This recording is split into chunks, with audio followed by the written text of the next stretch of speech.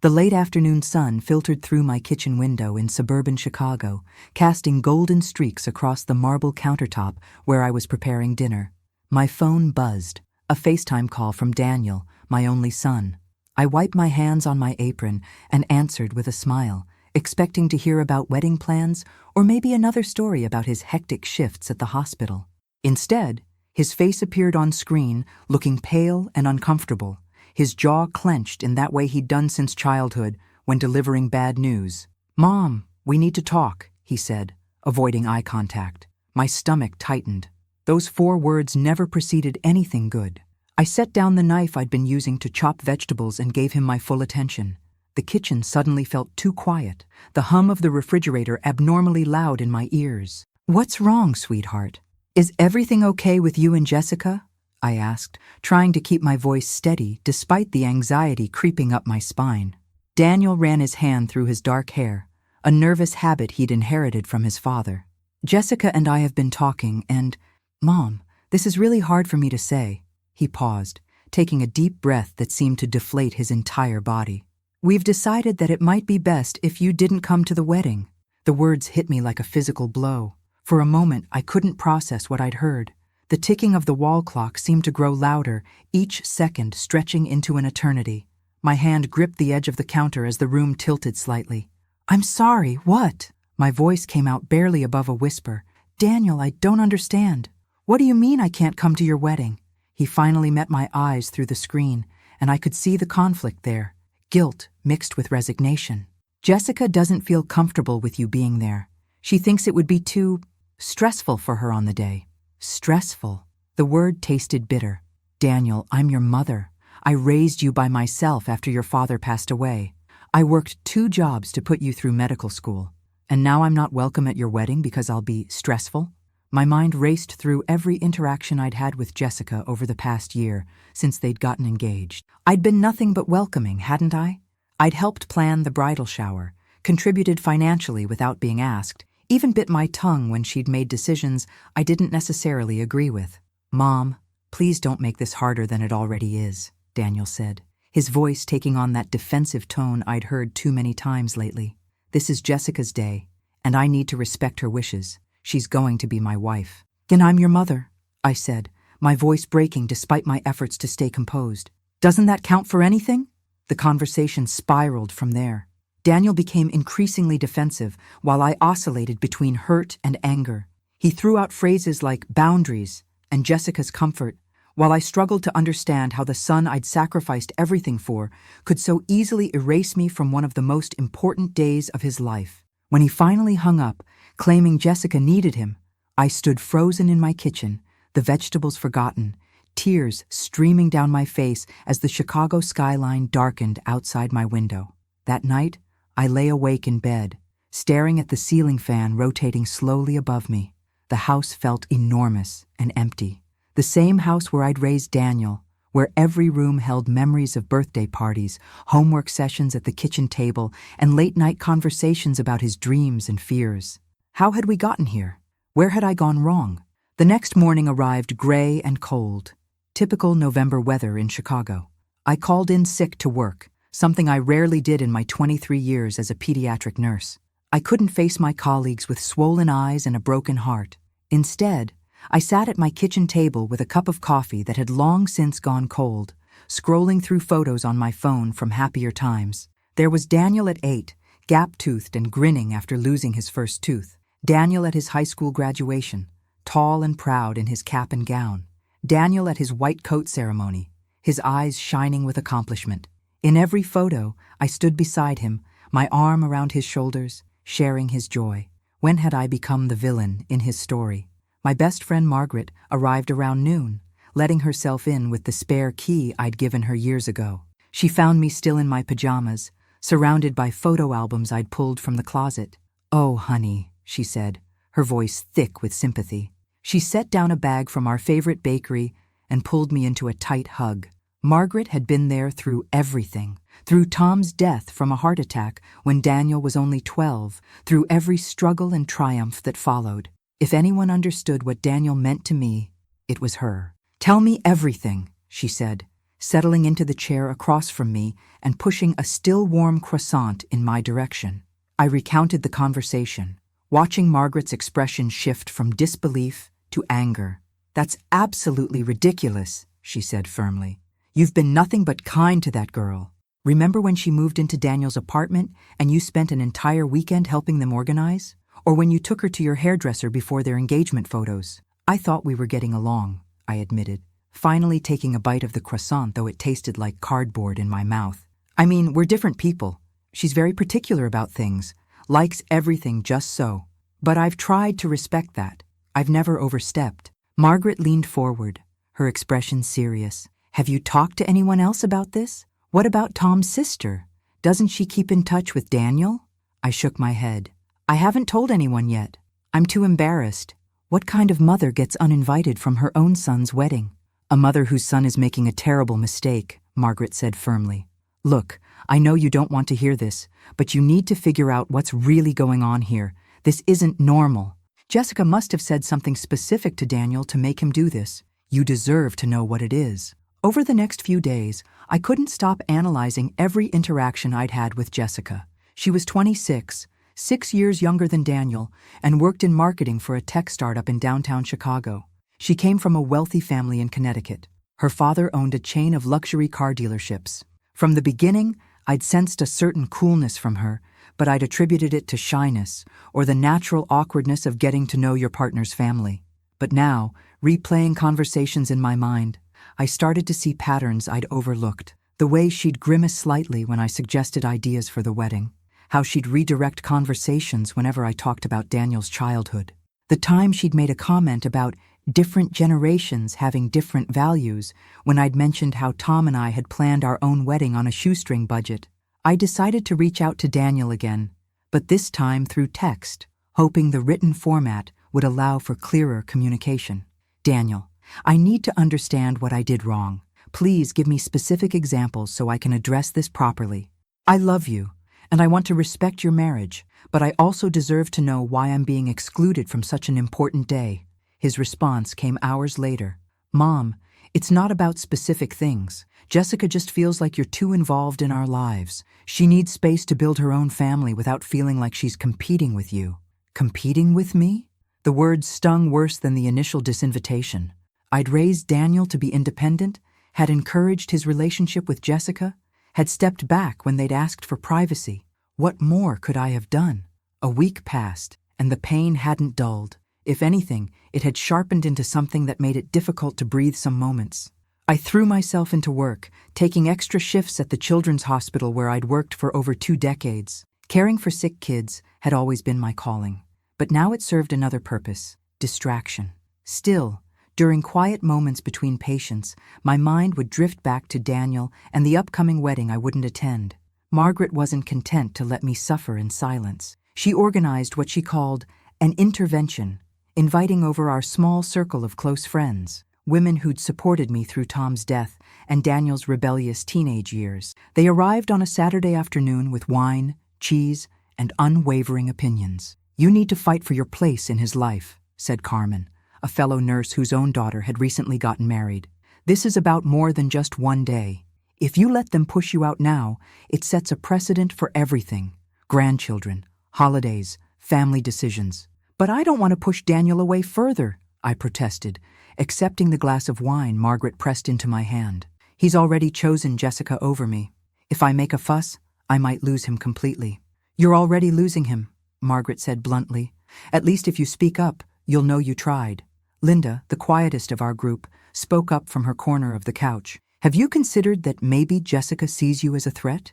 You're intelligent, accomplished, and you have a deep bond with Daniel. Some women feel intimidated by strong mother-son relationships." The conversation continued for hours, each friend offering theories and advice. By the time they left, I felt simultaneously supported and overwhelmed. But one thing had become clear. I couldn't just accept this without understanding the full picture. The following Monday, I did something I'd never done before. I reached out directly to Jessica. I crafted a careful email, reading and rereading it a dozen times before hitting send. "Dear Jessica, I hope this message finds you well. I want to respect both your and Daniel's wishes, but I'm struggling to understand what led to this decision. As Daniel's mother, I love him deeply and only want happiness for both of you. If I've done something to offend or upset you, I would appreciate the opportunity to discuss it directly. I believe in open communication and would value the chance to clear the air before your wedding day. Please let me know if you'd be willing to meet for coffee. With respect, Linda. I waited 3 days for a response that never came. Instead, Daniel called, his voice tight with anger. Mom, why did you contact Jessica directly? I told you this was already decided. You're making this so much harder. I'm making this harder? My own anger flared. Daniel, I'm your mother. I deserve an explanation. I deserve a conversation. Sending an email asking to talk is not unreasonable. Jessica felt ambushed, he said. She showed me your email, and she was upset. She said you're trying to manipulate the situation. Manipulate? The word felt like a slap. I asked for a conversation. How is that manipulation? The argument escalated quickly. Daniel accused me of not respecting boundaries. I accused him of allowing Jessica to erase me from his life. We both said things we couldn't take back. When he hung up, I sat in stunned silence, realizing that my attempt to build a bridge had only widened the chasm between us. 2 weeks before the wedding, I received an unexpected visitor. I was home on my day off, attempting to focus on a book I'd been trying to read for weeks, when the doorbell rang. Through the peephole, I saw a young woman I didn't immediately recognize. Petite, with dark hair pulled back in a ponytail, wearing jeans and an oversized Northwestern sweatshirt. When I opened the door, she introduced herself as Alexis, Jessica's younger sister. Mrs. Porter, I know I'm probably the last person you expected to see, but I need to talk to you. Can I come in? I led her to the living room, my heart pounding with a mixture of hope and anxiety. Alexis perched on the edge of my couch, looking uncomfortable but determined. Outside, the Chicago afternoon was dreary, matching my mood perfectly, with gray clouds hanging low over the neighborhood. I'm going to be direct because I don't have much time before Jessica realizes I'm here, Alexis began, her hands twisting in her lap. What's happening to you isn't fair, and it's not really about you at all. I leaned forward. What do you mean? Jessica has always been competitive. With everyone, but especially with women she perceives as threats. Our mother is very passive, very focused on appearances and social status. She never really had a career or identity outside of being Mrs. Richard Morrison. When Jessica met Daniel and saw how close you two were, how accomplished you are, how much he respected your opinion, it triggered something in her. Alexis went on to explain that during family dinners, Jessica would complain about me, how I was too involved, how Daniel would call me for advice about medical cases or life decisions, how I'd raised him to be independent and thoughtful. She told our parents that you were trying to control Daniel, that you couldn't accept that he was building his own life. But I was there for a lot of your interactions, Mrs. Porter. You weren't controlling at all. You were just being a mom. The revelation both validated my feelings and broke my heart further. Why didn't Daniel see through this? Alexis sighed, looking older than her 23 years. Jessica is really good at what she does. She frames everything as her feeling anxious or overwhelmed. Daniel's a doctor. He wants to fix things, make people feel better. So when she cries about feeling like she'll never measure up to you or that you don't approve of her, he goes into protective mode. But I do approve of her, I said, though even as the words left my mouth, I wondered if they were entirely true. Not because Jessica wasn't accomplished or intelligent, but because she was willing to hurt Daniel by creating this divide. At least I was trying to. The wedding thing was her ultimatum, Alexis continued. She told Daniel that she couldn't marry him if she felt like your relationship would always come first. She made him choose. And Daniel, being Daniel, chose the path he thought would make his future wife happy. We talked for another hour. Alexis shared details about Jessica's past relationships, all of which had ended because she'd felt threatened by the man's family or friends. She told me about therapy sessions Jessica had attended, but quit because the therapist had suggested she examine her own insecurities. It painted a picture I didn't want to see, but couldn't ignore. What do I do with this information? I asked, as Alexis prepared to leave. If I tell Daniel, he'll just think I'm trying to sabotage his relationship. I don't know, Alexis admitted, but I thought you deserved to know the truth. And maybe someday Daniel will figure it out on his own. But for now, just know that you didn't do anything wrong. After she left, I sat in my living room as darkness fell, not bothering to turn on the lights. The truth didn't make the pain less. If anything, it made it worse. My son was marrying someone who saw me as a threat, who'd orchestrated my exclusion from his wedding, and there was nothing I could do about it without risking losing him forever. The wedding was now just days away. I'd barely spoken to Daniel since our argument, just a few terse text exchanges about logistics. He needed some documents from the house, wanted to know if I'd seen his grandfather's watch. Each message felt like interacting with a stranger, not the son I'd raised and loved for 32 years. Margaret found me in the hospital cafeteria during my lunch break, looking haggard despite my best efforts to maintain appearances. "You look terrible," she said with characteristic bluntness, sliding her tray across from mine. "Thanks," I said dryly, pushing around the salad I had no appetite for. "Have you decided what you're going to do?" I knew what she meant. The wedding was in 4 days, and despite everything, a small part of me kept hoping Daniel would change his mind, would call and say he'd made a mistake, that of course I should be there. But my phone remained silent. "I'm not going," I said finally. Even if he asked me now, I don't think I could. How do I watch my son marry someone who demanded I not be there? How do I smile and pretend everything's fine? Margaret reached across and squeezed my hand. "I think that's wise. Sometimes the most dignified thing we can do is respect ourselves enough to step back." That evening, I wrote Daniel a letter. Not an email or text, but an actual handwritten letter on the good stationery I kept in my desk drawer. My hand shook as I wrote, tears blurring my vision periodically, forcing me to pause and collect myself. "Dear Daniel, I want you to know that despite everything, I love you unconditionally. That hasn't changed and never will. I'm writing to tell you that I accept your decision about the wedding. While it breaks my heart, I understand that you're trying to start your marriage on solid ground, and I don't want to be a source of conflict. I'm proud of the man you've become, compassionate, dedicated, strong. Your father would be so proud too. I hope that someday we can rebuild our relationship, but I also understand if Jessica needs time and space. I'll be here whenever you're ready. Know that on your wedding day, even though I won't be there physically, I'll be thinking of you and wishing you every happiness. Love always, Mom."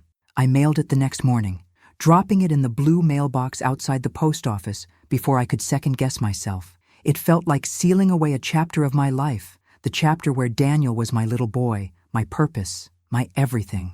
Margaret suggested I do something for myself on the wedding day, something that would keep me occupied and away from social media, where I knew photos would eventually surface.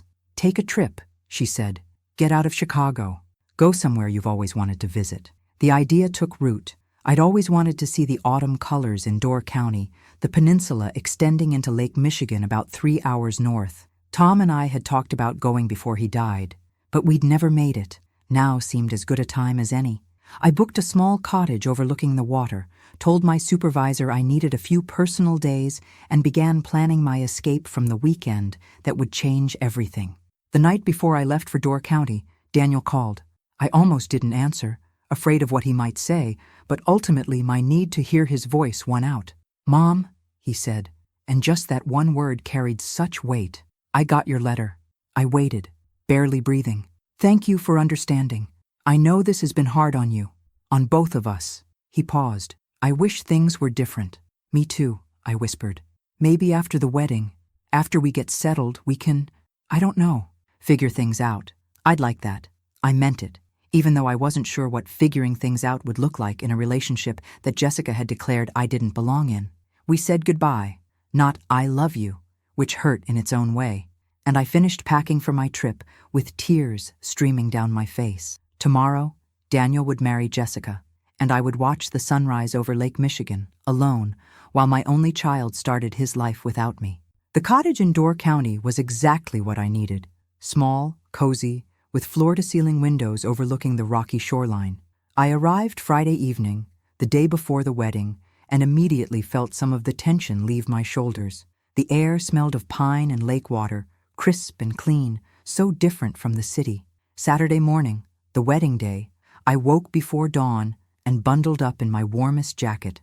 The November air was biting cold as I walked down to the shore, but the sky was beginning to lighten, streaks of pink and orange painting the horizon. I stood there, watching the sun slowly emerge, thinking about Daniel getting ready somewhere back in Chicago, probably nervous and excited, surrounded by people preparing for one of the most important days of his life, and I wasn't there. The tears came then, not the angry, bitter tears of the past weeks, but something gentler, a release of grief for what was, an acceptance of what is. I cried for the relationship I thought we had, for the wedding moments I'd never experience, for the grandmother role that would likely be complicated by Jessica's insecurities. But I also felt something unexpected, a strange sense of peace. My phone buzzed in my pocket. For a wild moment, I thought it might be Daniel, maybe having second thoughts. But it was Margaret. Thinking of you today. You're stronger than you know. Love you. Throughout the day, I received similar messages from Carmen, Linda, and others from our circle. Each one reminded me that while I was losing, or at least reshaping, my relationship with my son, I wasn't alone. I had people who loved me, who saw my worth, who wouldn't let me disappear into grief. I spent the day exploring the peninsula, stopping at small art galleries and shops, forcing myself to engage with the present moment rather than dwelling on what was happening back home. In one gallery, I found a beautiful painting of a lighthouse standing firm against a storm, and something about it resonated deeply. I bought it on impulse, knowing it would remind me of this day, of survival, of standing strong when everything around you is turbulent. That evening, back at the cottage, I poured myself a glass of wine and sat by the window as darkness fell. I wondered if the ceremony had started yet. Was Daniel nervous? Did he look happy? Did anyone question my absence? Or had Jessica spun some story that cast me as the villain? My phone rang, Daniel's name on the screen. My heart lurched. It was 9 p.m. Surely the reception was in full swing. Why was he calling? Daniel? I answered, trying to keep my voice steady. Mom. He sounded off, his voice thick, strained. Mom, I need to talk to you. What's wrong? Are you okay? I'm okay. The wedding was beautiful. Jessica looked amazing. Everything was perfect. He paused and I could hear noise in the background. Music, laughter. But you weren't there. I didn't know what to say to that. Alexis came up to me during the reception, he continued. She told me she visited you, told me things about Jessica, about her fears and insecurities, about how she's done this before. His voice cracked. Mom, I didn't know.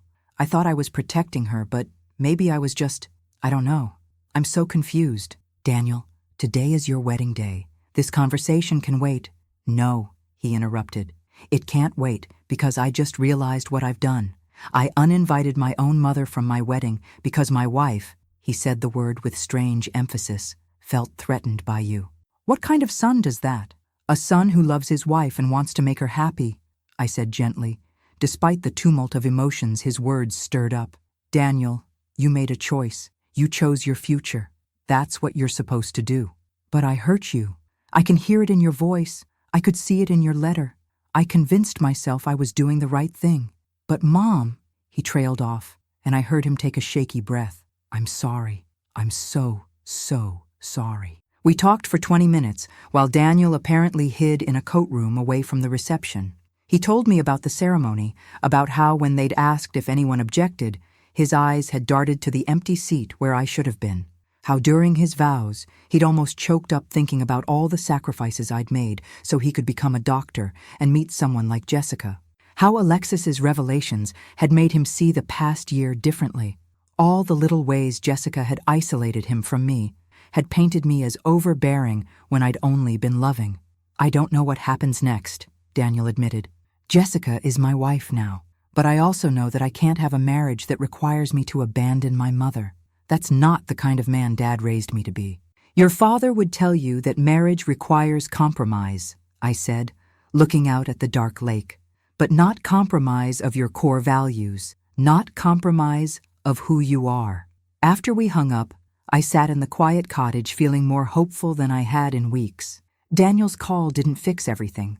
There would still be difficult conversations ahead, boundaries to establish, relationships to rebuild. Jessica and I would need to find a way to coexist in Daniel's life, and that wouldn't be easy. She would still be insecure. I would still be hurt by what happened. But my son had called me on his wedding night. He'd acknowledged the pain he'd caused. He'd chosen, if not to put me first, at least to refuse to erase me completely. It wasn't the ending I'd wanted. The happy mother of the groom photos, the proud dance, the tearful toast. but it was a beginning of something new. The next morning, I drove back to Chicago with the lighthouse painting secured in my back seat.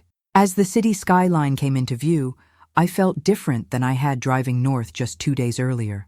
I was still a mother whose son had uninvited her from his wedding. That fact hadn't changed and probably would hurt for a long time. But I was also a woman who'd survived it, who'd maintained her dignity, who'd learned that sometimes love means letting go while still leaving the door open. My phone buzzed with a text from Daniel. "Lunch this week? Just the two of us. I think we have a lot to talk about." I smiled, tears pricking my eyes for what felt like the 100th time that weekend. "I'd love that," I typed back. The road ahead would be complicated. Jessica and I would need to establish a new dynamic, one where she felt secure and I felt respected. Daniel would need to navigate being both a husband and a son, balancing two important women who'd started off on the wrong foot. There would be awkward family dinners, tense holidays, probably more hurt feelings along the way. But as I pulled into my driveway, looking at the house where I'd raised my son alone after losing my husband, where I'd weathered every storm and celebrated every victory, I felt confident that I could handle whatever came next. I'd already survived the worst, being told I wasn't wanted at one of the most important days of my son's life. Everything else would be easier by comparison. That evening, I hung the lighthouse painting in my living room where I'd see it every day. A reminder that even in the worst storms, you can stand firm, can weather the wind and waves, can keep your light burning for those who might need to find their way home.